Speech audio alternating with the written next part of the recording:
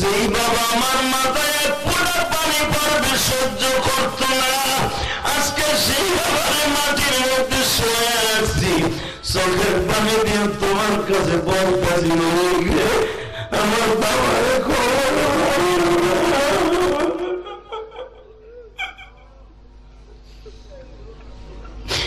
জনম দুঃখী মায়ের কবরে মায়ের না ডোমালি। আমি যদি আমার বাবার জন্য বিনয় বিনয় কান্দি, আর এই ঢাকা পাহাড়ে তুমি তাকায় দেখো আজকে 24 অক্টোবর, আমার দাড়ি পাকা বাজান্দা কান্দে, আলিমুল আমার কান্দে। আল্লাহ জানি না কোন আলেম ভাইয়ের মা নাই বাবা নাই। আমি 12 বছর বয়সে মা ডাক্তার বন্ধ করে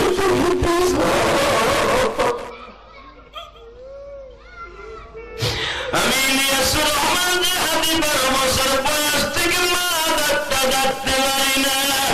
আরে কোন আলেম ভাই যখন বলে হুজুর আমার মায়ের জন্য দোয়া করিলেন, আমি তার চেহারার দিকে তাকায় থাকি আর বলি আপনার মা এখনো বেঁচে আছে। তখন আমি ভাবি আমি কি দোষ করছি মানি। 12 বছর বয়সে আমার মাকে হয়ে গেল। আমার সেই বয়সে পড়ান বলে মা বলে ডাকবো, ওই বয়সে আমার ভাইরা কারা যেন মা হারিয়ে ফেলছে, কে যেন যুবক বয়সে বাবা হারিয়ে ফেলছে। আমার নবী সামনে বাবা বলে কান্ত, আল্লাহ বাবাকে মাফ করে।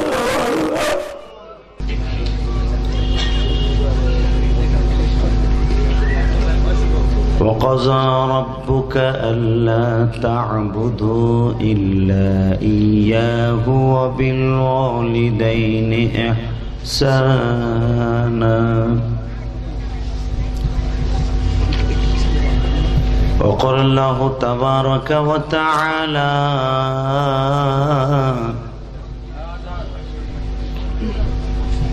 الذي خلق الموت والحياة ليبلوكم أيكم أحسن عملا وهو العزيز الغفور.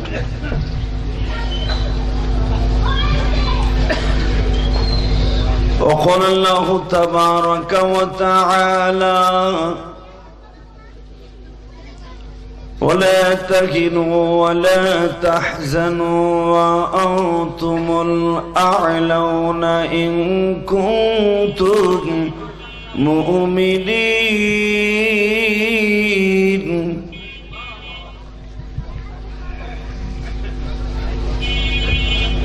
إن الله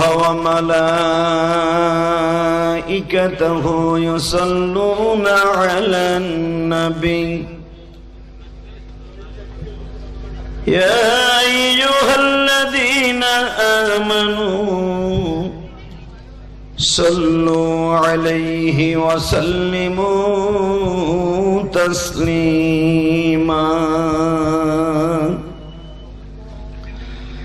اللهم صل على محمد وعلى آل محمد كما صليت على إبراهيم وعلى آل إبراهيم إنك حميد مجيد. নামাজ পড়লে কে খুশি হয়? এই মাইকেল এমন কেন মাইক রে? টন বেস বাড়া বেড়া মাস্টার বাড়া, স্পিকার আমার দিকে একটা ঘুরা, একসাথে ইকো অফ থাকবে, রিভার বাড়াও, টন বেস বাড়াও। নামাজ পড়লে কে খুশি হয়? রোজা রাখলে কে খুশি হয়? যাকাত দিলে কে খুশি হয়? আর একটা কাজ করলে আল্লাহ আল্লাহ রাসূল দুজন খুশি হয়, দুরূদ শরীফ পড়লে। যে ব্যক্তি ঠিক মতো দুরূদ পড়ে যার অ্যাকাউন্টে লক্ষ লক্ষ দুরুদের আমল থাকবে, ওই লোকটা কোনোদিন বেঈমান হয়ে মরবে না। আর ইমানদারের মৃত্যু আল্লাহ নিজের জিম্মাদারিতে নিয়ে নেবেন। আরো জোরে করেন, আরো জোরে। যারা দাঁড়ায় আছেন বসবেন কি একটু? আসেন, বসলে মনে হয় ভালো হয়, বসে বলেন। আসেন। এই বালিশ চাইছিলাম, বালিশ আনছে? আল্লাহ, এই যে আল্লাহর ওলির আসেন, এই কর্নারে জায়গা আছে, বসে পড়েন। তাহলে একসাথে বলেন তো দেখি, আলহামদুলিল্লাহ বলেন তো, আল্লাহু আকবার, হামদান কাসীরা তাইয়িবান মুবারাকান ফীহি, ইয়া আল্লাহ ইয়া আল্লাহ ইয়া আরহামার রাহিমিন। বাংলাদেশের ঐতিহ্যবাহী একটা থানা, দোহার থানাধীন ছোট রামনাথপুর বিলাসপুর ইউনিয়ন ঐতিহ্যবাহী হযরত খাদিজাতুল কুবরা রাদিয়াল্লাহু তাআলা আনহা বালিকা মাদ্রাসার পঞ্চম বার্ষিকী ওয়াজ ও দোয়ার মাহফিলের সম্মানিত সভাপতি, আমার অত্যন্ত বন্ধুবর। আসলে বিগত 15টা বছর 16টা বছর এলাকায় সভাপতি প্রধান অতিথি হওয়ার জন্য আওয়ামী লীগের চান্দুরা ছাড়া পোস্টারে কারো জায়গা ছিল না। কথা কন না কে? ওয়াজের নাম নিতে হইলেই আমার নেতার নাম দিতে হইব। কথা ঠিক না বেটে? তা আলহামদুলিল্লাহ, আপনাদের মাহফিলের এমন একজন সভাপতি আজকে আমার অত্যন্ত বন্ধুবর। অনেকে ভাবেন যে আওয়ামী লীগ চলে গেছে, এখন তো বিএনপি আসবে আসবে, বাপ উকি মারতেছে। বিএনপির নেতার অভাব আছিল, তাকে সভাপতি কেন দিল না? এলাকায় তো দরকার ছিল। আওয়ামী লীগেরও তো অনেক পাত্তি নেতা মেতা আছে এখনো। রে তুই কি লই আইছ রে ভাই? ওটা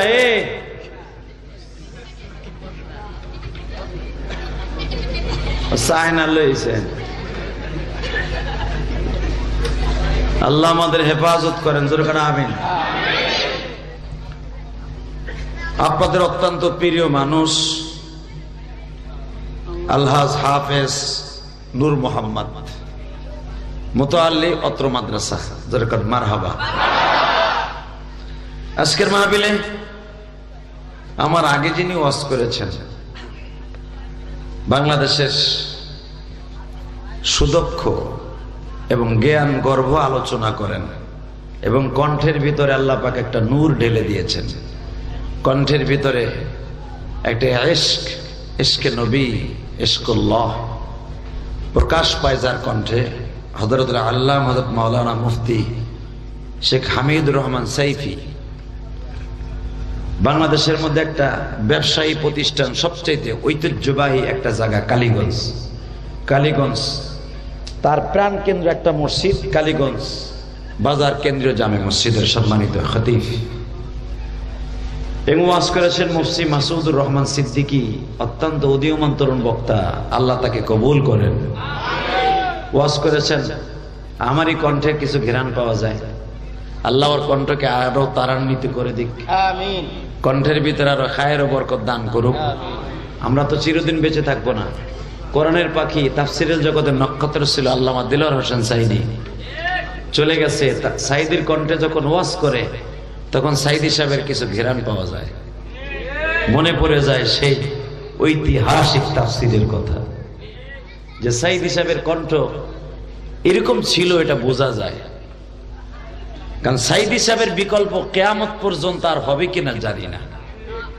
তার শূন্যস্থান পুরো করার মতো আর এতদিন যখন হয় নাই, আর হবে না। কথা কন না কেন? তার ইলম, তার আমল, তার হেলেম বাংলাদেশে আর তাফসীর জগতে হবে না। সেই সানিম আশরাফ দুফারি আপনাদের অত্যন্ত প্রিয় মানুষ, আপনাদের এলাকার ছেলে, দোহারের সন্তান। দোয়া করেন যেন একটা ছেলে আপনাদের এখানে। দোহার আল্লাহরা সারা জীবন খালি ওয়াজ শোনে, বক্তা আইনাই না। দোহারে ভালো বক্তা জন্ম দিতে পারেন না, দোয়া করেন না। আমাদের দেশে তো একজন উপরে উঠা দিলে 10 জন তারে টাইনে ধরে। কথা কন না গায়ে। এই নূর মোহাম্মদের আপনারা কতটুকু ছিলেন জানি না, তবে আপনি ঢাকায় যায় দেখেন নূর মোহাম্মদের ঠেলা কি। এসপি কন, ডিসি কন, এমপি কন, মন্ত্রী কন, এর কাছে কিছুই না। এইগুলা টাকা দিয়ে পকেটে করে রাখে এই নূর মোহাম্মদ। হয়তো আপনাকে এলাকায় দেখেন পাগলের মতো ঘুরে, হুজুর মানুষ তো আর এগুলো দোষ বেশি। এরা যদি আবার ভালো পোস্টপাস এলাকা দিয়ে চলে, পয়সার মালিক হয়, তাও জ্বালা। দেও না ফুডার ফুডা, দুটো পয়সার মালিক হইয়া মোল্লা 2 দিন আগে আমাকে মাদ্রাসায় হেফজোখানায় পড়ছে, ডাইলের পানি খাইয়া আমাশা হয়েছে, এ বলে আমার শিল্পপতি হয়েছে। এদিক দিয়েও জ্বালা। কথা কর না কেন? তবে আপনি কি জানেন আলেমুল আমাকে আল্লাহ এত পয়সা দান করেছে বর্তমানে এই ফাসেক ফুজ্জারের মুখটা বন্ধ করার জন্য। কারণ আলেমরা যদি টাকার মালিক হয়, গরিব মানুষগুলা জাকাতের টাকাটা ঠিক মতো পাবে। সুদখোর, ঘুষখোর, ওরা জাকাত দেয়। চাচা কথা কন, চুপ করে আগ করে বই রয়েছে। 15 বছর বুক ফুলে কথা কইতে পারেন, এখন কথা কইেন। আলহামদুলিল্লাহ বলেন। অন্তত যারা হালাল হারাম তমিজ করতে পারে, এরা যদি সঠিকভাবে পয়সার মালিক হয়, এই আলেম ওলামা যদি পয়সার মালিক হয়, অন্তত জাকাতের টাকা বছরে 1 টাকা নিজের পকেটে রাখবে না। কারণ জানে জাকাতের টাকা ঠিক মতো আদায় না করা মানে কি, এই জাকাতের টাকা সাফ হইয়া তার দংশন করবে।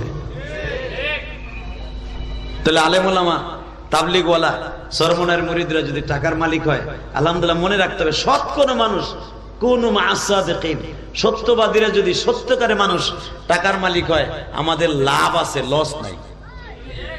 ঠিক না? ঠিক। জোরে কর, আরো জোরে। আল্লাহ যারা আস্তে কথা কয়, যুবক গুলারে তুমি চিনো, ও বাড়িতে যাওয়ার আগে বিচারটা তোমার কাছে দিলাম। কত কুদা কুদি, ফালাফালি, লাফালাফি, ওরে বাবা বাবা।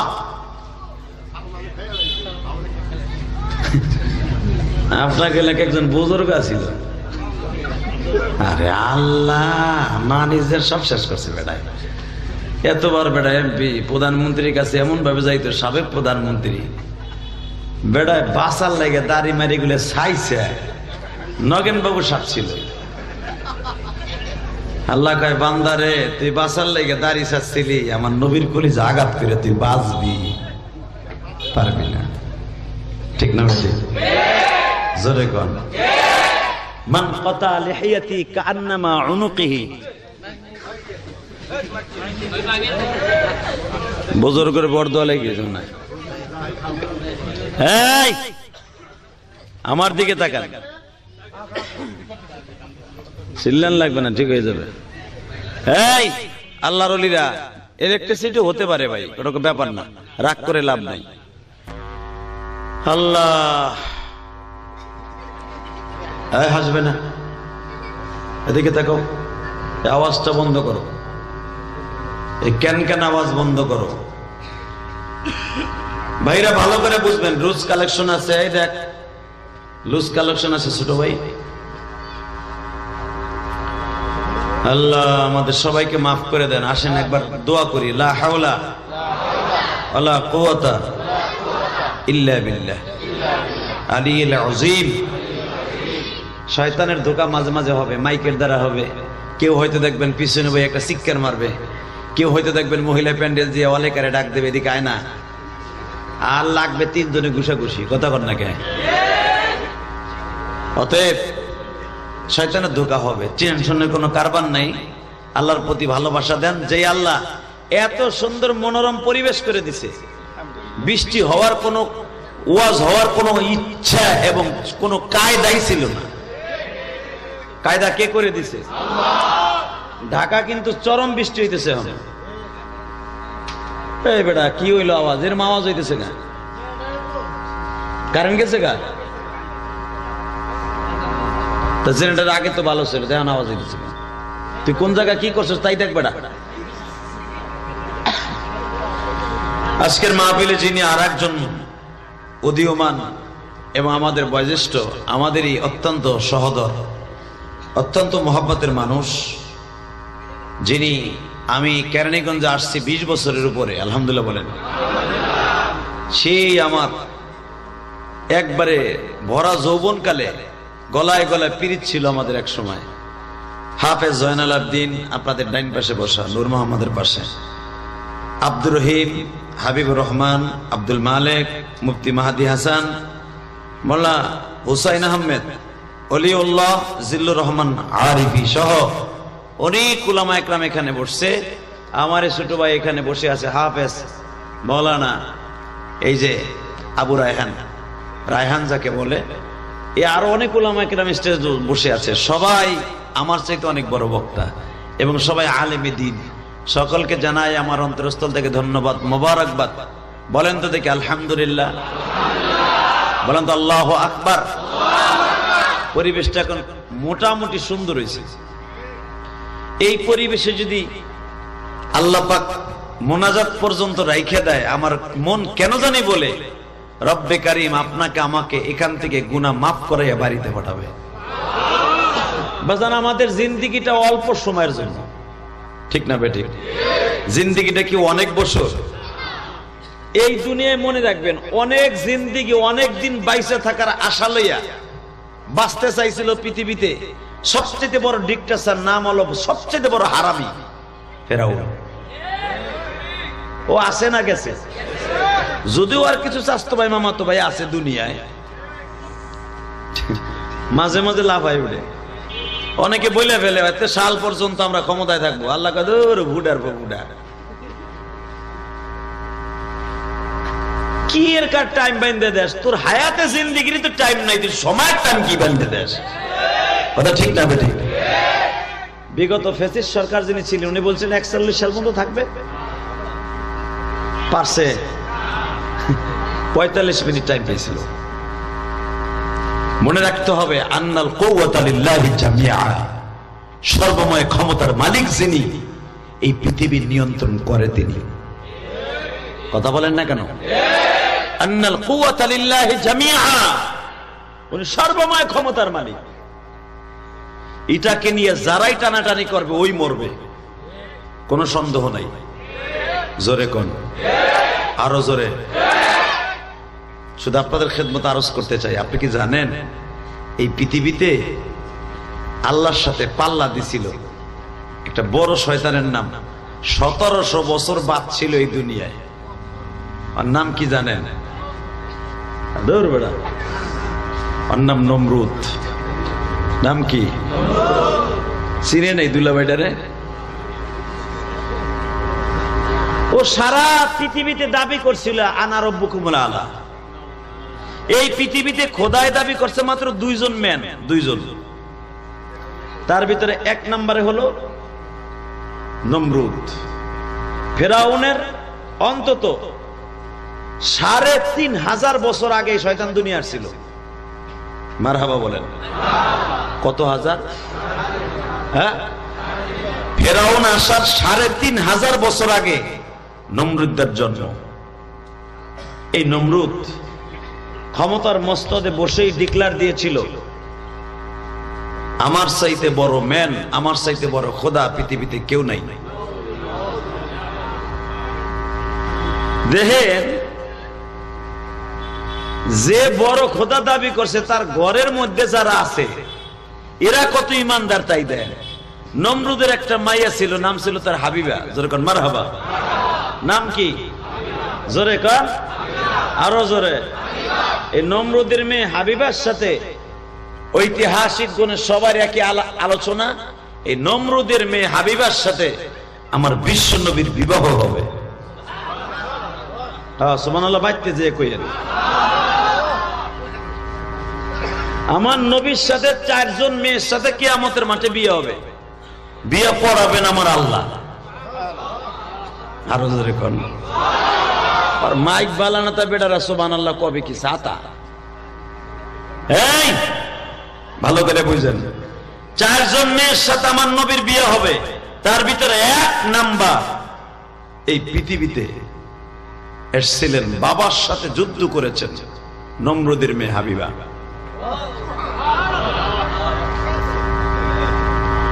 নমরুদের এই মেয়েটা যখন দেখলো ইব্রাহিম আলাইহিমুস সালাতু ওয়াস সালাম রে আগুনের মধ্যে ফেলছে, নমরুদের মেয়েটা 2 তলার উপরে বসে, পাথরের উপরে বসে ডিলিক দিয়া খাড়ায়া বলতেছে, আব্বা তুমি যদিও দেখতেছো ইব্রাহিম রে আগুনের মধ্যে ফেলে দিছো, মারা যাবে, তুমি একবারও দেখলা না ইব্রাহিম আগুনের মধ্যে বই আঙ্গুর খাইতেছে?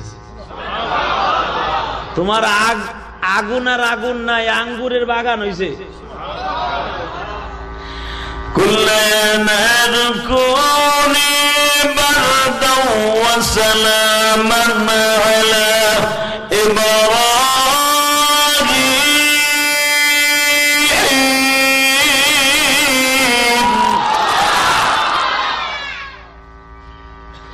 মিল্লাতা আবিকুম ইব্রাহিম হুয়া সাম্মাকুমুল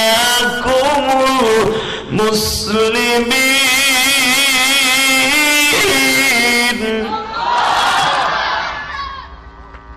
কোরআন তেলাওয়াতের পরে যারা আল্লাহু আকবার বলবেন জীবনে মারাত্মক কোন রোগ হবে না। কারণ কথাটা আমি বলতেছি, কথাটা কার? আর আপনি যে আল্লাহু আকবার বলতেছেন, এই প্রশংসাটা কার? তাহলে আপনি কি মনে করলেন মিয়া? আমি আবার পড়ছি, وَإِذْ يَرْفَعُ إِبْرَاهِيمُ الْقَوَاعِدَ مِنَ الْبَيْتِ وَإِسْمَاعِيلُ।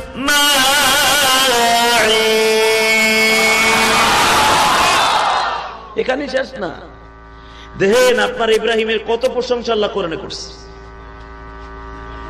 আল্লাহু আকবার, আল্লাহু আকবার, আল্লাহু আকবার। পৃথিবীতে যত নবী আসছে সবচেয়ে বেশি ডিক্টেটরের সামনে জিহাদ করেছে আমার বাবা, আপনার বাবা ইব্রাহিম। এই যে দেখেন চরমনার মুরিদরা উল্টা পাল্টা শুনলেই লাভ দিয়ে খাড়ায় যায়, পাগড়িটা মাথারতে মাজায় বান্ধে, এমনি এমনি না তো, এগো পিঠটাও করা, মুরিদটাও করা, কথা কর না কে? এগো পীর এমন একজন পীর, এই যে নামাজের মধ্যে পাগড়িটা মাথায় থাকে, রাস্তায় নামলে তখন মাথায় থাকে না, মাজায় থাকে, কথা কর না কে? মাঠের পীর, রাস্তার বীর।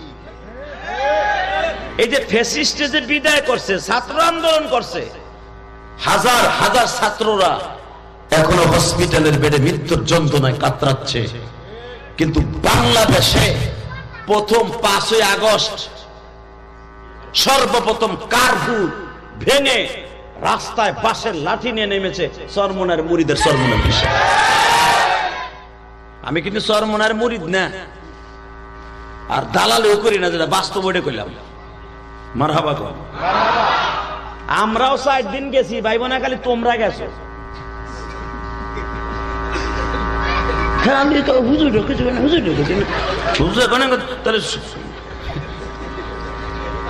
বেড়া 47 জনের উপরে হাফেজ কোরআন আলেম দিন মারা গেছে, শহীদ হয়েছে, কথা কর না কেন? 47 জনের মতো আলেম শহীদ হয়েছে। এখনো পর্যন্ত ভোলার 20 থেকে 25টা আলেমে দিন পঙ্গু হইয়া বন্ধুত্ব বরণ করছে। আল্লাহ আমাদের হেফাজত করেন, দরকার আমিন। তবে আমাদের সকলের সমন্বয়ে আল্লাহ যে কোনো ভাবে আমাদের এই গরম নিঃশ্বাসটা আল্লাহ শুনছে, তাড়াতাড়ি বিদায় করছে,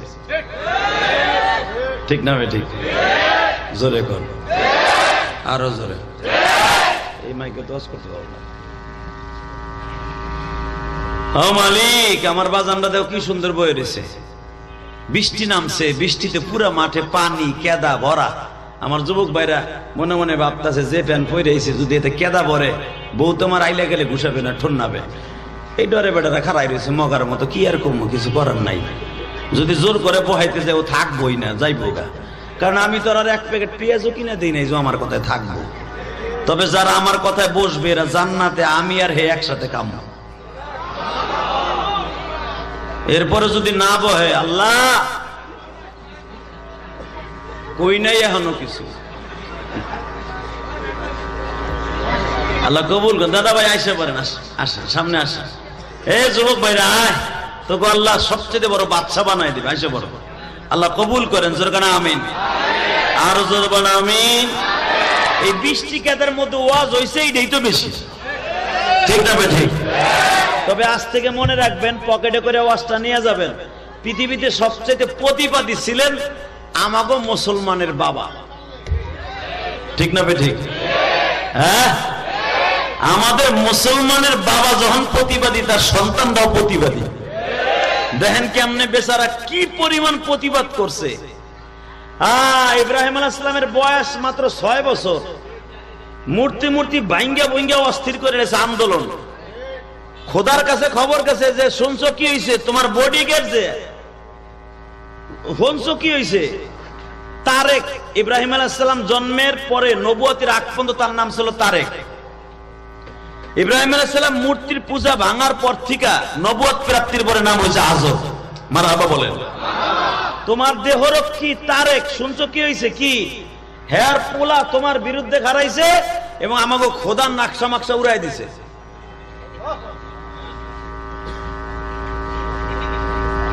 নমরুদ এত বছর ক্ষমতায়, সে কি আর সে আছে?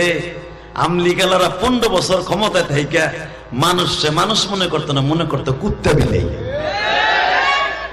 আর যেটা 17 বছর যে বদমাশ ক্ষমতা রয়েছে, ও কি আর এমনি আল্লাহ দাবি করছে? আল্লাহ যা করে ভালো লাগে করে। আর 10 বছর থাকলে তো হেও মনে ওই কায়দায় আইতেছিল ফেরায়। কথা কর না কেন? আলেম ওলামা মূর্তির বিরুদ্ধে কথা বলেছিল, চরমনা শেখ এবং মামুনুল হক, বড় বড় ওলামা কেরাম, আমরা বলছিলাম। বলার সময় ডাইরেক্টলি বলে দিছে যে জাতির পিতার মূর্তির বিরুদ্ধে কথা বলবে, ভাস্কর্যের বিরুদ্ধে কথা বলবে, সে যেন বাইরে না থাকে, ভিতরে ঢুকাই থুয়ে দিছে। আমরা কথা বলেছিলাম, আমার কথা আপনি নেন নাই। দেখেন আল্লাহর মাইটটা যে কি করা রে। ছোট্ট ছোট্ট পোলাবান, আমরা কথা বলছিলাম খালি, তাইতে আমরা ভিতরে ছিলাম, ভিতরে গেছি।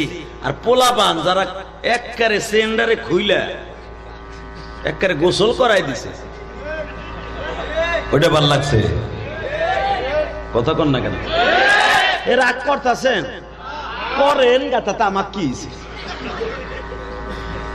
আলেম ওলামা কোনদিনও কোরআন হাদিসের পক্ষ ছাড়া বিপক্ষে কথা বলে না। আলেমদের কথা মানবেন, দুনিয়াও শান্তি, আখিরাতেও শান্তি।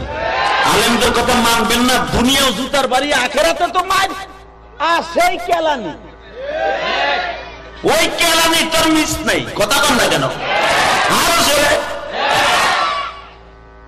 বাংলাদেশের যে কটা মন্ত্রীর বাড়ি এবং গাড়ি পোড়াইছে, এই টাকাগুলা যদি না পোড়াইয়া মোটামুটি ব্যস্ত, লর্ডেও ব্যস্ত, বাংলাদেশে 1 মাস ভালো চলতো। যেই পরিমাণ সম্পদ পোড়াইছে, অর্থাৎ মন্ত্রী গাড়ি, এক একটা গাড়ি 1.5 কোটি, 2.5 কোটি, 3 কোটি, 5 কোটি টাকার একটা গাড়ি। মনে রাখবেন, যে আল্লাহ দেয় ওই আল্লাহ কিন্তু নেয়। কথা বলেন না কেন? আরো জোরে বলেন, আরো জোরে। আল্লাহ আছে না? 6 বছরে আমার বাবা ইব্রাহিম শুনতে পাইল যে আমার মূর্তির বিরুদ্ধে, আমার খোদার বিরুদ্ধে কথা কয়। ইব্রাহিম আলাইহিস সালাম রে লয়ে গেছে নমরুদের কাছে। শয়তান লম্বা ছিল 21 থেকে 22 হাত লম্বা। নমরুদ এত বড় এক শয়তান, মাথা ছিল আপনার আমার বডির অর্ধেক। শয়তান রে গোসল করাইতে 4টা থেকে 5টা যুবক লাগতো, তাগড়া। এই শয়তান রে গোসল করে চেয়ারে বসাইছে। সূরা আম্বিয়ার মধ্যে আসছে, নমরুদের সামনে দিয়ে আল্লাহর খলিল আমার বাবা, আপনার বাবা আসছে। তারে কাইনা কয়, দেখেন খোদা এর একটু ফুটু দিয়ে দেন, ও খুব প্রতিবাদী। এবার দিলটা নরম করবেন। দেখেন আপনারা বাবা, আমার বাবা কি প্রতিবাদী কণ্ঠ রে। নমরুদের সামনে দাঁড়ায় বলে, আব্বা তারেক। জি বাজান, এমন কিছু কইস না যে খোদার মাইন্ডে লাগে। খোদার মাইন্ডে লাগবে, এটা তার বাপে টেনশন করতেছে। জিজ্ঞেস করে, আব্বা ওইটা কেডা? বড় লম্বা দেখা যায়, বিশাল বড় দেহের মালিক, ওই লোকটাকে? তারেক বলতেছে ইব্রাহিম আলাইহিস সালামের বাবা আযর, যার নাম কোরআনে আসছে আযর। ওয়া ইদ ক্বালা ইব্রাহিম লিআবিহি আযর, আল্লাহ কোরআনে আযর বলছে তাই আযর বললাম, নাম তারেক। যখন জিজ্ঞাসা করতেছে আব্বা ওই লোকটা কে, চেয়ারের মধ্যে পাও সাইড দিক কান দিয়া বসে আছে। আযর যখন বলছে ইব্রাহিম দে,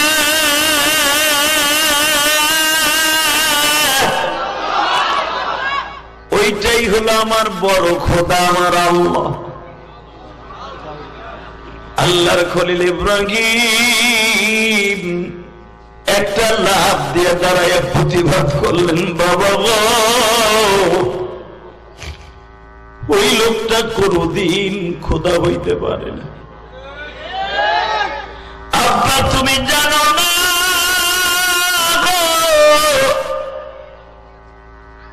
ওই লোকটা কোনদিন আল্লাহ হতে পারে না গো বাবা।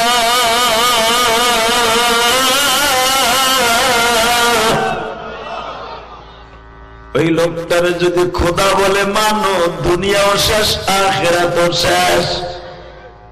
জাতির পিতার আব্বা জান অর্থাৎ আপনার আমার দাদা জান, বাজান জাতির পিতার বাবার নাম আমাদের দাদা জান। দাদা জান যখন বলেছে তুমি এমন কথা বলো না যে তোমার ফাঁসির কাছে ঝুলতে হয়, আমার আব্বা জান আপনার আব্বা জান প্রতিবাদী কণ্ঠ লাভ দিয়া দাঁড়ায় বলে, আব্বা আমি দীপ্ত কণ্ঠ সাক্ষ্য দিলাম গো বাবা, এই মানুষটা একদিন মরবে, তুমিও মরবা। যিনি কোনদিন মরবে না, আল্লাহু লা ইলাহা ইল্লা হুয়াল হাইয়ুল কাইয়্যুম লা তাখুযুহু সিনাতুন ওয়ালা নাওম। আব্বা উনি কি ঘুমায় না? হ্যাঁ ঘুমায়। আব্বা উনি কি খায় না? খায়। আব্বা উনি কি বোর কাছে যায় না? কয় যায়। উনি আবার আল্লাহ কেমনে? হ্যাগো ভুল ধরতে হয় না, খবরদার দেন না। বন্ড পীর গাঞ্জা খাওয়া হি গে শীত হইয়া থাকে, মহিলা পুরুষ সমান দেওয়ার সেজদা দেয় বন্ডর বন্ডরে। কথা বলেন আপনাকে দোহারে একটা বদমাইশের আবির্ভাব হয়েছিল না? রসুল দাবি করছিল আলী আহমদ নাকি নাম, বরকতুল্লাহ।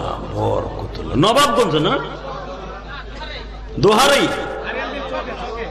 হে মিয়া ভালো করে বুঝেন, এই নবাবগঞ্জ দোহারের বর্ডারে মনে হয়। বরকতুল্লাহ গালিমপুর জন্ম নিয়েছিল না, আশেকে রাসূল গুলো ওরে বাইরে ও তক্তা ছুড়াই দিয়েছে। কথা বলেন না কেন?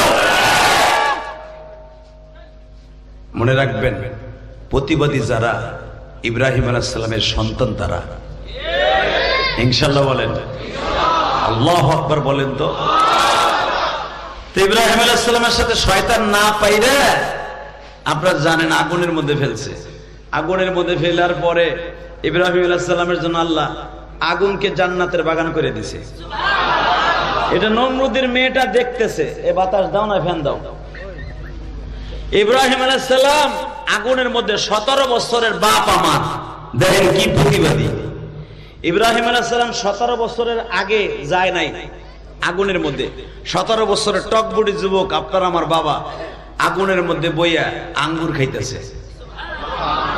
এইটা নমরুদের মাইয়া দেখছে, দেখে একটা শিক্ষার মাইরা কয়, আব্বা তুমি যারা আগুনে পোড়ায় মারতে চাও সে দেখো আগুনের মধ্যে বইয়া আঙ্গুর খাইতেছে। আব্বা উনারে যে খাওয়াইতেছে আঙ্গুর, ওই খোদার পর আমি বিশ্বাস করি, ঈমান আনলাম। আরো জোরে কোন। ইব্রাহিম আলাইহিস সালাম নবী হওয়ার আগে সর্বপ্রথম ওই যুগে একটা মাত্র মেয়ে ইসলাম কবুল করেছিলেন, সেটা হলো নমরুদের মেয়ে। সুবহানাল্লাহ কইলেন না? আর আমার নবীর কাছে সর্বপ্রথম ইসলাম কবুল করে মেয়েদের মধ্যে শহীদ হয়েছিলেন মা সুমাইয়া। দেখেন মিল কত। তাহলে বোঝা গেল ইসলামের জন্য মেয়েদের কিন্তু অবদান কম নয়। কথা কোন? মেয়েদের অবদান বেশি না কম? মেয়ের এখন যে কি খুশি হবে। ইসলামের জন্য সবচাইতে বেশি রক্ত দিয়েছে প্রথম ইসলামের জন্য মেয়েরা। নমরুদের মেয়ে আমার জাতির পিতা ইব্রাহিমের জন্য প্রথম জীবন দিয়েছে। আল্লাহু আকবার বলতে হবে। আর আমার নবীর জন্য ইসলামের জন্য প্রথম জীবন দিয়েছে, রক্ত দিয়েছে একটা মহিলা, মা সুমাইয়া। আপনারা জানেন সুমাইয়ার ইতিহাস, সবাই জানেন। আমি নতুন করে আবার বলছি, এই বছর যখন উমরায় ছিলাম, যেখান দিয়ে হাজিদেরকে এখন বাঙালি মার্কেটে দিক থাকলে সবচেয়ে আমাদের কষ্টের বিষয় কি জানেন?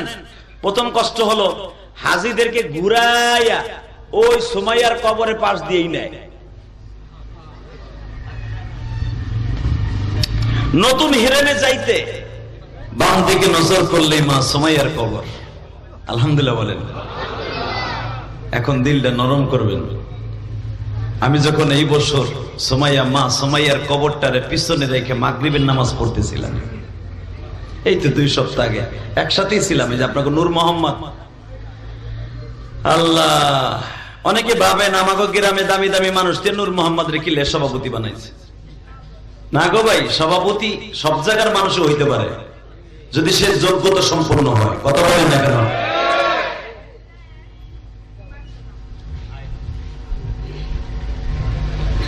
মা সুমাইয়ার কবরটাকে পিছনে রেখে আমি মাগরিবের নামাজ পড়তেছিলাম। আমার মনে পড়ে গেল এমন একটা জায়গায় দাঁড়ায় আছি, যেই জায়গাটায় পৃথিবীতে সর্বপ্রথম আমার নবীর জন্য জীবন দিয়েছে যেই মহিলাটা, তার কবরটা আমাদের পিছনে। আমরা যারা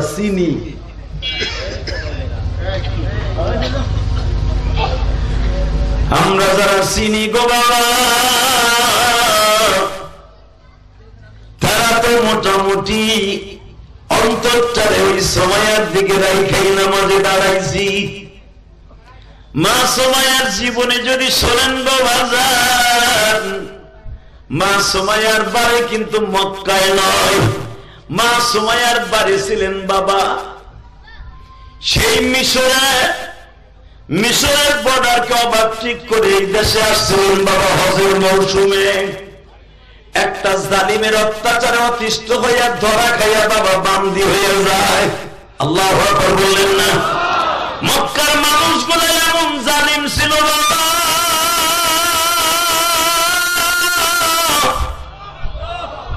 আমাদের দেশে যেই রকম ভাবে গরু চুরি করে বাজারে বিক্রি করে কিনা, ওই জামানায় গোলাম বান্দি চুরি করে বাজারে বিক্রি করত।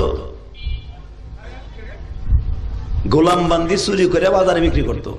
সময় আইছে আল্লাহর ঘর দেখার লাগে এক জালিম হেরে চুরি করে জুলুম করে মক্কার সবচেয়ে বড় ডিক্টেটর শৈরাচার শয়তান মা সুমাইয়ারে ধইরা আটকায়া আরেক বড় লোকের বাড়িতে বিক্রি করে দিছে।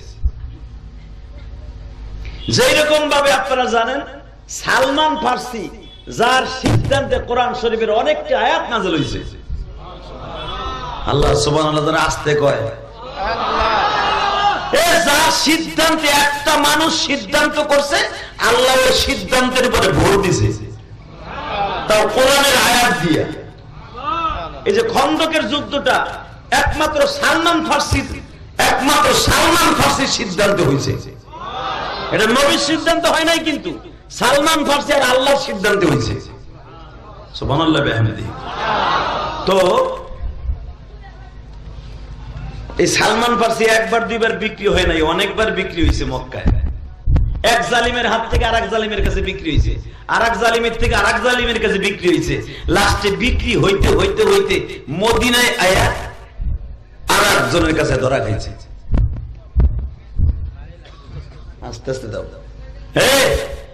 এই সালমান ফার্সি লাস্টে নেক্সটে যার বাড়িতে আইসা গোলাম হইছে, ওই সালমান ফার্সি যেই বাগানে নামাজ পড়তেন, যেই বাগানে পানি দিতেন, 160টা খেজুর গাছ ছিল, ওই 160টা খেজুর গাছে সালমান ফার্সি সন্তানের মতো লালন পালন করতেন। 2 বেলা 3 বেলা পানি দিতেন। এই সালমান ফার্সি খেজুরের বাগানে বইয়া, যেই বাগানে বইয়া আমার নবীর শুভ সংবাদ শুনছিলেন যে নবী মুহাম্মদ মদিনায় আইছে।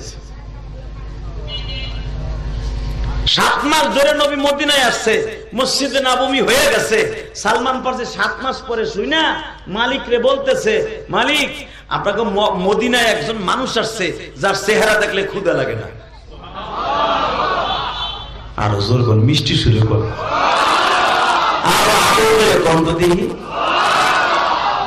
মালিক ছিল অত্যন্ত জালিম। আপনারা জানেন হাদিস আছে বুখারীতে লম্বা চওড়া সালমান ফারসির ইসলাম গ্রহণ সম্পর্কে, আব্দুল্লাহ ইবনে সালামের ইসলাম সম্পর্কে বহুত হাদিস বুখারীতে আছে। সালমান ফারসি বলতেছে, মালিক যদি আপনি আমারে একবার বলতেন আমি একটু এই লোকটার লগে দেখা করে দিতাম। লোকটারে দেখলে বলে ক্ষুধা লাগে না, লোকটারে দেখলে বলে চোখের জ্যোতি বেরিয়ে যায়, লোকটারে দেখলে বলে দুর্বল মানুষ সবল হয়ে যায়। লোকটা কোন ছাগলের পাশ দিয়ে হাইটা গেলে ওই ছাগলগুলা বরকতপূর্ণ হয়ে যায়। লোকটা কোন বাগানের ভিতর দিয়ে হেঁটে গেলে সারা বছর ওই বাগানে খেজুর ধরে। ওই লোকটা আপনার বাগানেও যদি আসে আপনার বাগানে খেজুরের অভাব হবে না। তো সালমান ফারসির মালিক আপনারা জানেন বুখারীতে আসছে, সিয়াসাতের প্রত্যেকটা কিতাবে আসছে, অনেক লোভী ছিল, অনেক লোভী। বুঝেন না আমার কথা? অনেক লোভী ছিল। এখন একটা শর্তে আমি তোরে যাইতে দিতে পারি, কি? এই যে এই অক্তে যে পানি দিতি, যেই কাজ তুই করতি আমার বাড়িতে, এই যতটুকু সময় তোর লস হবে এর ডাবল কাজ কিন্তু তুই কইরা দিবি আহার পরে। সালমান বললেন, আপনি খালি আমারে যাইতে দেন, আমি যেই কাজ করতে যে 2 ঘন্টা আমার লস হবে, 4 ঘন্টা কাজ আমি বেশি করে দিব। সালমানের মালিক লোভী, সঙ্গে সঙ্গে কইতেছে আর একটা কাজ করতে হবে। তুই না কইলি নবী মুহাম্মদ বাগানের মধ্যে আইলে বলে খেজুর সারা বছর ধরে, তাহলে তারে লই আমি। আসলে আপনাকে কষ্ট হয়ে গেছে। আল্লাহুম্মা আমিন। রব্বানা হয় নাই? তাহলে আওয়াজ দিয়েন। আরে কি সুন্দর কথা রে, আমার নবী কি বরকতপূর্ণ নবী। আমার আল্লাহ তাই বলে কোরআনে, কি বলে শোনেন, আমি আয়াতটা পড়িয়া, ওমা আরসালনাকা ইল্লা রাহমাতাল লিল আলামিন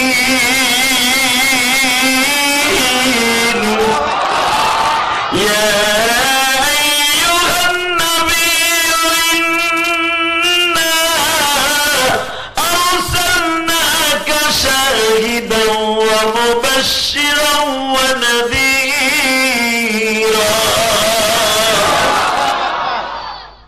আমার নবী এমন একজন মানুষ, ওয়াদাইয়ান ইলাল্লাহি বিইذনিহি ওয়া সিরাজান মুনীরা। আমার নবী শুধু নবী না, আমার নবী ছিল বাতি, আলো। যে অন্ধকারে যাইতো ওইখানে আলো হয়ে যেত। দুনিয়ার কোন নবীকে আমি আল্লাহ সিরাজ বলে ডাক দেই নাই, সিরাজ বলে ডাক দেই নাই, একমাত্র অনলি ওয়ান আমার নবীরে ডাক দিছি। বাজান এখন কানবেন, দিলটা নরম করেন। এ তোরা দূরে যাইস না, হোনে কই ডলতে ডলতে যাস, ওনে ব এ হোনে, এ ওই দুটারে ধরতে পারলি না? জাগা তুই আইস, আবার দোয়া করি আল্লাহ ওরা 2 জন যেন ফিরে আসে। আবার যে নিয়ত করে 2 জন বুদ্ধি করে গেছে ও যেন আসে আল্লাহ। আর যদি না আসে লজ্জায় গেছে, আবার আইব। আলহামদুলিল্লাহ বলেন। কারণ আপনার যে অবস্থা, ওয়েদারের অবস্থাও একই রকম, মাইকের অবস্থাও একই রকম, টান দিতে গেলে গলা ব্যথা করে। তাহলে একসাথে বলেন তো, আমার নবীকে আল্লাহ সেরাক করে ডাক দিছে, বাত্তি। সেরাক মানে বাত্তি। আমার নবী অন্ধকারে গেলে আলো হয়ে যাইত। মা আয়েশা বলেন, আমি মাঝে মাঝে নবীরে ডাকতাম, ডাইকে আমার ঘরের বাত্তি দিতাম। কারণ আমার ঘরে তেল নাই, বাত্তি নাই, বাত্তি দিব কিন দিয়া। হায় সন্ধ্যার বাত্তি দিতাম নবীরে ডাইকা। কারণ নবী ঘরে আইলে বাত্তি ধপ ধপ করে জ্বলতো, কি আলো ছিল। আর আল্লাহ বলছো আর সিরাজাম মুনীরা। আল্লাহু আকবার। হে বা আমার নবী যে বাত্তি, এটা কি আমি কইছি না আল্লাহ কইছে? আল্লাহ জোরে কর। সালমানের মালিক কইতাছে, তোর তো তুই যারে দেখতে যাবি হ্যারে বাগানে লই যাবি, যদি আনতে পারোস তাহলে যাবি। সালমান বলেন, শোনেন মালিক একটা কথা কই, রাগ করেন নাকি? আপনি মালিক হইছেন দিয়ে আপনি যে একবারে দুধি দোয়া তুলসীর পাতা হয়ে গেছেন তাও না। আপনার পৃথিবীতে এমন কোন বাপ আসেনি যে বাগানে ঢুকলে খেজুর পুরো বছর হয়? আমি কইছি আজকে দেখা করতে যাবো, পরের বার যে দাওয়াত দিমু একদিন তার এই বাগানে আনমু, আনার পরে দেখবেন আপনার বাগান খালি বরকত আর বরকত আর বরকত আর বরকত আর বরকত। হে কি তোমার আমার মতো লুবি কইলে আমার হে আইয়া বললো কথা কন না কেন? ইলিয়াসুর রহমান জিহাদির ফোন করলে আয়া বললো, নূর মোহাম্মদের ফোন করলে সে সব সহজ আয়া বললো। এত সহজ। এই যে শানীন আশরাফ দোহারি, ও আমারে আনতে বহু তেল মোবিল খরচ করছে। এই মাহফিলের দাওয়াত কিন্তু প্রথম আমার ছিল না, অনেক তেল মোবিল দিয়ে রাজি করাইছে। এত সহজ আমাদের মতো একটা বক্তা না। আর আমার মতো একটা তেল আসরা নাকান্দারে যদি আনতে এত তেল মোবিল লাগে, সারা পৃথিবীর বাচ্চা ওনারে কোথায় নিতে হলে কি লাগতো? যারে আল্লাহর বাড়িতে লয়ে যাইতেছে বডি গেট দিছে আল্লাহ ৭০,০০০ নূরের ফেরেশতা। জিব্রাইল বানাইছে আমার নবীর খাদেম, মিকাইল বানাইছে খাদেম। যারা সারা পৃথিবী যাদের আল্লাহ চালায়, এই সমস্ত ফেরেশতাদেরকে বানাইছে আমার নবীর খাদেম। কি মনে করেন? সালমানের মালিক কয় তুমি যদি আনতে পারস তাহলে যাইতে পারস। সালমানের মালিক কয় শুনেন, এত শর্ত মর্ত দরকার নাই, আমি গেলাম গা, যদি পারেন আপনি ফিরাইয়েন। সালমানের মালিক মনে মনে কয় তুই যে এত বড় লম্বা, তুই যে শক্তিশালী, আমার মতো ২০টারও খাতির করবি না আমি জানি। তবে যারে সালমান যা,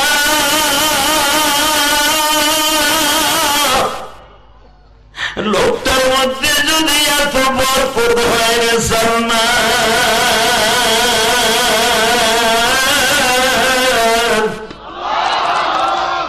অন্তত আমার কথা বলিয়া বলিস আমার মালিক আপনার দাওয়াত দিছে, আপনি গেলেই বলে আমার মালিকের বাগানে বরকত হয়ে যাবে।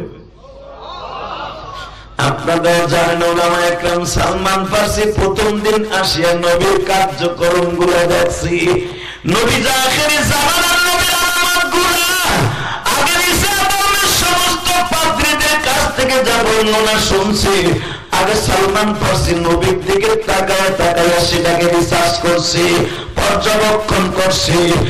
ইসলামের কিতাবের মধ্যে, ইনজিল কিতাবের যেই কোয়ালিটি নবী মুহাম্মদ হবে সেই কোয়ালিটি তার মধ্যে আছে কিনা, এই আলামতগুলো দেখিয়া সালমান ফার্সি দূরে দাঁড়ায় দাঁড়ায় কান্দে আর বলে, মালিক রে, আমি এত বছর পর্যন্ত যারে তালাশ করছি,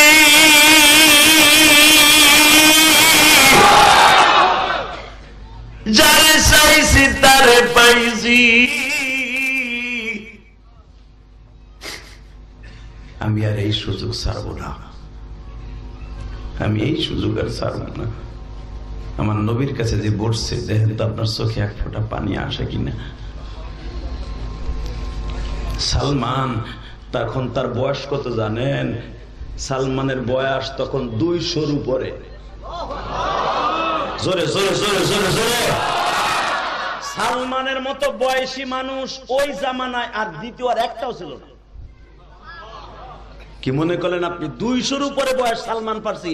সালমান ফার্সি বেঁচে ছিলেন ৩০০ বছরের মতো। সে ঈসা নবীর ধর্মের উম্মাত ছিলেন মিয়া। সে আমার নবীর খোঁজে খোঁজে খোঁজে মদিনায় এসেছে। ২০০ বছর আগের থেকে হাঁটা শুরু করছে, আবার নবীরে পাইবার আশায়। কত সাধনার নবী, কি মনে করেন আপনি?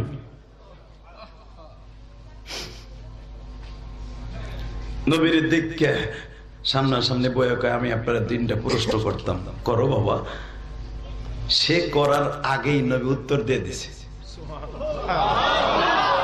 সালমান যে প্রশ্ন করবে সে প্রশ্ন নবী সালমানের প্রশ্নের আগেই অ্যান্সার দিয়ে দিছে।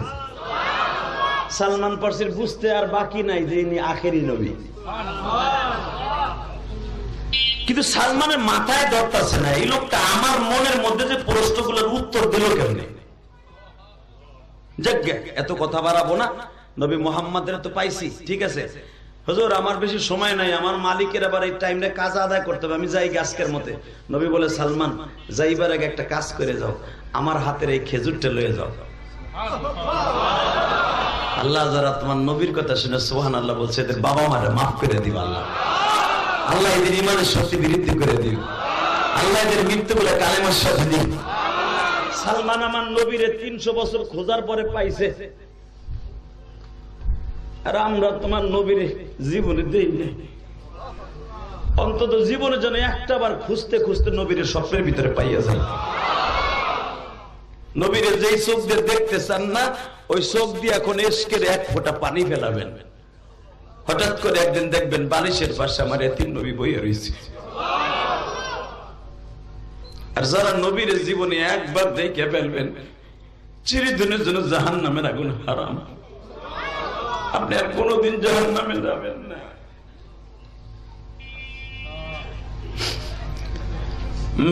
আমি আপনাদের সামনে এখন বলছি, চোখের পানি ঢালে দিয়ে করে ফেলেন। আমার আল্লাহ বুঝায় বললেন,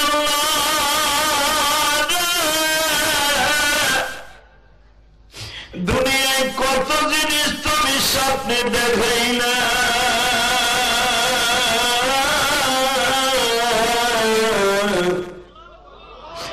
সারাদিন যা কল্পনা করি তাই তো আবার স্বপ্নের ভিতরে দেখি। আজকে পুরো ময়দানটার মধ্যে 1 ঘন্টা 1.5 ঘন্টা শুধু তোমার নবীর স্বপ্ন দেখার তাবিল করলাম।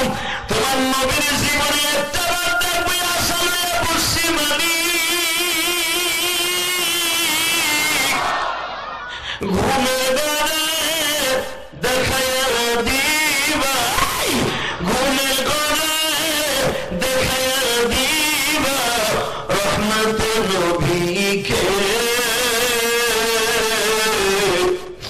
যাবে দেখে জাহান্নামের আগুন হারাম। নবী আমার জানের জানব, নবী আমার প্রাণ, নবীজিরা না দেখাইয়া মৃত্যু দিও না। মালিক তুই দুহারের দিকে তাকাও, ঢাকা দুহারের দিকে তাকাও মালিক। এই মাসের মধ্যে কার সবের পানি পড়তাছে, এই ময়দানের মধ্যে কার জনম দুঃখিনী মা,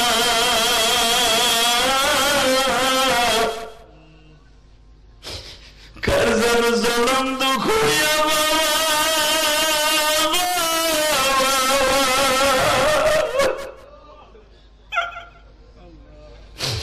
যেই বাবা বিলাসপুরের ওয়ান থেকে প্রাইমারি স্কুলে বৃষ্টি হইলে কোলে করে নিয়ে যাইতো, আমার মাথায় 1 ফোঁটা বৃষ্টির পানি পড়বে আমার আব্বা সহ্য করে নাই গো। আমার বাবা জীবনে কোনোদিন ভালো একটা লুঙ্গি পরিধান করে নাই, ভালো একটা পাঞ্জাবি গায়ে দেয় নাই গো বাবা। বাবা আমাদের ঠিক মতো পাঞ্জাবি জামা দিছে, আরে আমার ওই বাবার মার্কিন 3খানা কাপড় দিয়ে মাটির ঘরে রাখছে। ওই বাবা কবরে কেমন আছে জানি না, ওই জনম দুঃখিনী মা কার যেন কবরে কাদার মধ্যে কেমন আছে জানি না। বৃষ্টির পানিতে মায়ের খবরটা বলা হয়ে যায়।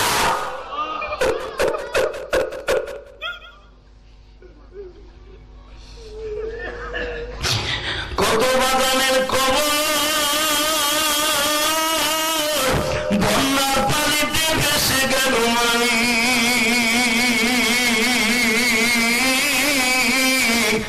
যেই বাবা আমার মাথায় 1 ফোঁটা পানি পড়বে সহ্য করত না, আজকে সেই বাবার মাটির মধ্যে শুয়ে আসছি। চোখের পানি দিয়ে তোমার কাছে বলতেছি আমার বাবার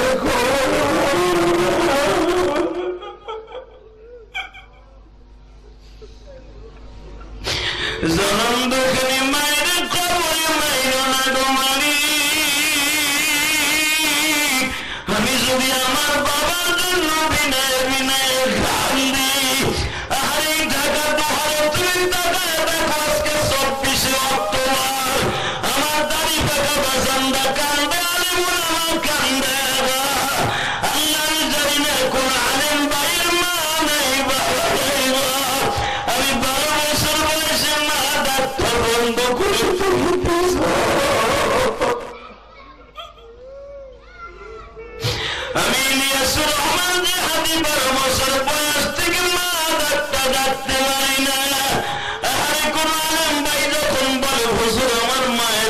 দোয়া করিলেন।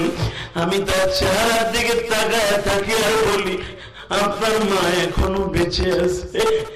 তখন আমি ভাবি, আমি কি দোষ করছি মানি? 12 বছর বয়সে আমার মাকে হয়ে গেল। আমার সেই বয়সে পড়ান বলে মা বলে ডাকবো, ওই বয়সে আমার ভাইয়া কারা যেন মা হারিয়ে ফেলছে, কে যেন যুবক বয়সে বাবা হারিয়ে ফেলছে। আমার নবী সামনে বাবা বাবা বলে কান্ত, আল্লাহ বাবা বাবাকে মাফ করে, আল্লাহ দেখো তোমার পাগল বুড়ি ময়দানে বসে যারা কান্দে, এদের চোখের পানি বৃথা দেব না গো আল্লাহ। তোমার নবী বলছে যারা বাবাকে টার্গেট করে কান্দে তার বাবাকে আল্লাহ মাফ করে দিয়ে, যারা আমি নবীর ইশকে পড়িয়া মাহফিলে বসে কান্দে, নামাজের মধ্যে কান্দে, আমি নবী বলে গেলাম ওই চোখ দিয়ে মরা লাগে আমার স্বপ্নে দেখতে পারবে না। এই দোহার নামাজ গুনছেন যুবক ভাইরা, হাত দুইটা আসমানের দিকে উঠাইয়া আমার আল্লাহকে দূরে একটা ডাক দাও, নবীরে দেখাবি একটা ডাক দাও,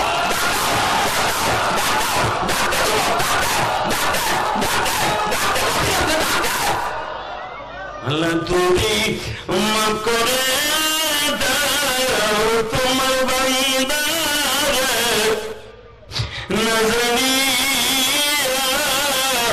করছে গুনাহ জমিনে।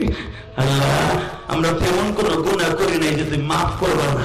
আমরা কোনদিন মানুষ খুন করি নাই, মানুষের হক মাইরে খাই নাই। আল্লাহ মেহেরবানি করে মাফ করে দাও না আল্লাহ। আল্লাহ একটাবার আমার নবীর স্বপ্নে দেখে দাও। রেডি হও, চোখটারে রেডি করো। গুনাহ করতে করতে এখন চোখ দিয়েও পানি আহে না, অন্তরের ভিতরে একটু গামায় না। মনে রাখবা যার যত গুনাহ কম তার চোখে তত তাড়াতাড়ি পানি। এই যে আলিমুল আমা কেন চিল্লাইয়ার কান্দে জানো? আলেমদের অন্তরটা ফেরেশ, নবীর ইশক দিয়া ভরা। আর নবীর বিরুদ্ধে কথা শুনলে আর সহ্য করতে পারে না। কথা বলে না কেন? ভারতের এক পুরোহিত আমার নবীরে গালি দিয়েছে চরিত্রহীন বইলা। যদি বাংলাদেশে পাইতাম রে, ওরে জাগায় পুঁতে ফেলতাম।